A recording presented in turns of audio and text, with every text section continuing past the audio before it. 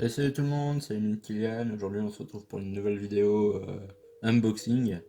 Alors, on va unboxer ce classe Action 950 de chez Viking. C'est parti. Alors, c'est un classe Action que j'ai acheté sur eBay. Alors, au lieu de l'avoir 40 ou 45 euros, je l'ai eu à 30, je crois. Et voilà. Donc, j'ai fait une bonne affaire. Je vous avouerai que j'ai regardé un peu l'état de la miniature avant quand même pour savoir si elle était en bon état et tout ça. Et lui, elle est en bon état. Et j'ai eu affaire à un vendeur très correct qui m'a bien c'était très bien. Alors bah c'est un emballage Viking comme d'habitude, c'est du polystyrène, la miniature est dedans. Normalement sur les côtés là vous avez des trucs, enfin des espèces de plastique pour protéger, mais là comme bah, c'est de l'occasion ils n'y sont plus. À la place le vendeur il m'a mis des trucs comme ça là, enfin, des trucs en solution de merde là comme ça. Et voilà. Et du coup c'est bien protégé, c'est un bon point ça parce que il y a d'autres marques où c'est plus chiant pour les déballer. Ça c'est très bien, c'est pratique, en plus c'est bien protégé. Voilà. Par contre c'est toujours un peu chiant à sortir. Et à l'intérieur de la boîte c'est une boîte normale.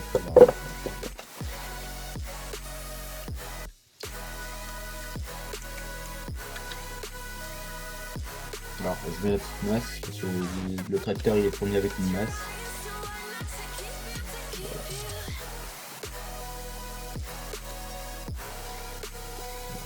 Donc c'est un très joli tracteur avec un Viking quoi, comme ils ont l'habitude de faire, rétro pliable, capot ouvrant, capot ici ouvre, les rétros ici, c'est arrivé. De rétro, les portes, faut que j'arrive à les ouvrir. Normalement j'en ai plus, j'ai une petite une espèce de truc pour ouvrir.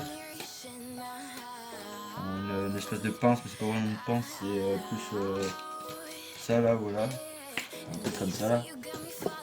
Un truc comme ça là. Ça c'est. Voilà. Je peux juste. Celui-là, je sais pas si c'est possible. Et voilà. Celui-là, c'est. Bah, la fenêtre elle s'ouvre. Attends, la fenêtre elle s'ouvre. Attends, mais un peu, il faut que ça fasse une option. Un peu chiant. Je sais pas si je vais faire une option. Donc c'est assez fragile vu que c'est quand même un tracteur de collection pour. Du coup, bah là, la fenêtre elle s'ouvre. Et normalement, la porte aussi s'ouvre. Normalement, faut juste que j'y arrive.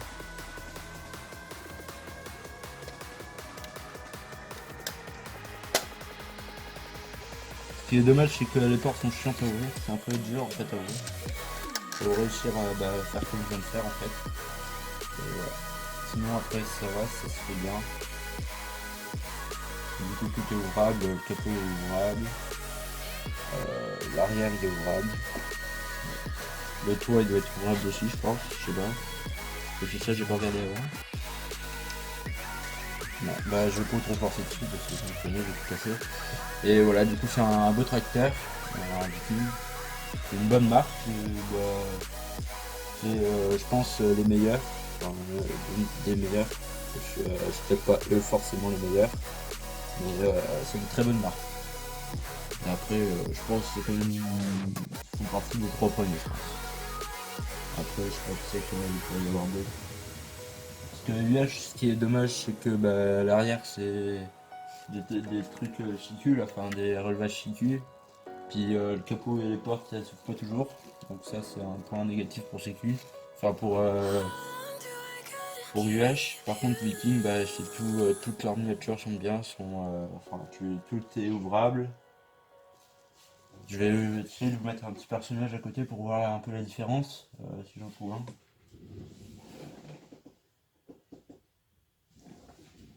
Voilà. Là, c'est un personnage de chez je sais pas où, qui bah, à côté du tracteur, quoi. Donc ça va plutôt bien. Derrière, je pense on peut mettre beaucoup de choses. enfin tout ce qui est en relevage 3 points et ébène. Parce que les relevages CQ ça va pas dessus, ou alors faut un adaptateur, j'ai pas d'adaptateur là, enfin je crois pas. Et voilà. Donc les points positifs de ce tracteur c'est les portes, le capot ouvrant, la lunette arrière ouvrante, les détails, parce qu'il y a de très jolis détails à l'intérieur.